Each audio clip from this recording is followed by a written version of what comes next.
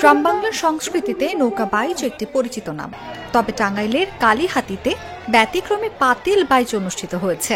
শুক্রবার বিকেলে উপজেলার দেওপুর মোগলপাড়া গ্রামে এই প্রতিযোগিতা অনুষ্ঠিত হয়।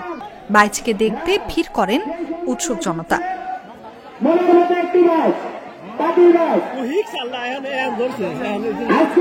রঙিন রশি ঘেরা পুকুরে ভাসানো রান্নার বড় বড় পাতিল, আর তাতে উঠে বসেন এক একজন প্রতিযোগী।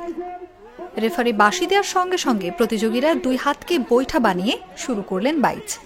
বাইচে কেউ যাচ্ছেন ডুবে, কেউ বা হারাচ্ছেন দিক, আর তাতেই দর্শকদের করতালি আর উল্লাসে মুখর হয়ে ওঠে পুরো এলাকা।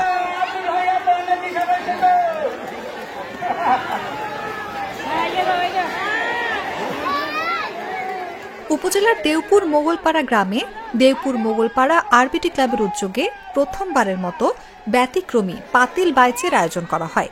প্রতিযোগিতায় 6 দলে মোট 24 জন প্রতিযোগী অংশ নেন। আমার শ্বশুরবাড়ি এলাকা দেওপুর গ্রাম, এখানে পাতিল বাইচের আয়োজন করেছে। এই কথা শুনে আমি আমার শ্বশুরবাড়িতে বেড়াতে আসছি। এখানে পাতিল বাইচ প্রতিযোগিতা হয়েছিল, আমি এখানে একজন খেলোয়াড় হিসেবে পাতিল বাইচ প্রতিযোগিতা দিছি। তো খেলাটা আমার কাছে খুব ভালো লাগলো আর কি। ক্লাব থেকে খেলা ছাড়ছে পাতিল বাইচ, এই পাতিল বাইচে অংশগ্রহণ করার জন্য খুব ইচ্ছুক এবং আমি অংশগ্রহণ করছিলাম। খেলাটা খুব ভালো লাগলো আমার কাছে। আয়োজক কমিটির সাধারণ সম্পাদক এস শাকিল সওদাগর বলেন, এলাকাবাসীকে বিনোদন দিতে প্রথমবারের মতো পাতিল বাইচের আয়োজন করা হয়েছে। আমরা এই প্রথম আমরা পাতিল বাইচের আয়োজন করেছি, যাতে আমাদের গ্রামের মানুষ আনন্দ পায়, মানে উৎসাহ যোগায়, তার জন্য আমরা এই পাতিল বাইচের আয়োজন করেছি। এবারের মতো প্রতি বছর পাতিল বাইচের আয়োজন করা হবে বলে জানালেন আয়োজকরা। আর টিভি ক্লাবের উদ্যোগে পাতিল বাইচ খেলার আয়োজন করা হয়েছে। এই খেলাটা আমার খুব ভালো লাগছে। আজকের এই পাতিল বাইচ খেলায় আমরা দেখতে পেলাম যে প্রচুর দর্শক আজকে অংশগ্রহণ করেছে। এখানে ছেলে মেয়ে কোনো ভেদাভেদ নেই, সবাই এই পাতিল খেলা দেখে আনন্দ উপভোগ করেছে।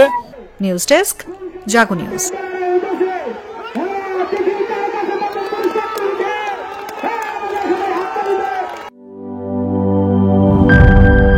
বিজলি কেবলস যে কোনো স্থাপনার বৈদ্যুতিক সংযোগকে রাখে নিরাপদ, কারণ এর স্কিন কোটেড ইনসুলেশন সম্পূর্ণ ফায়ার রিটার্ডেন্ট আর সেলফ এক্সটিংগুইশিং। তাই বিজলি কেবলস নিজেই নিজেকে নেভায়। বিজলি কেবল, নিরাপদ আজীবন।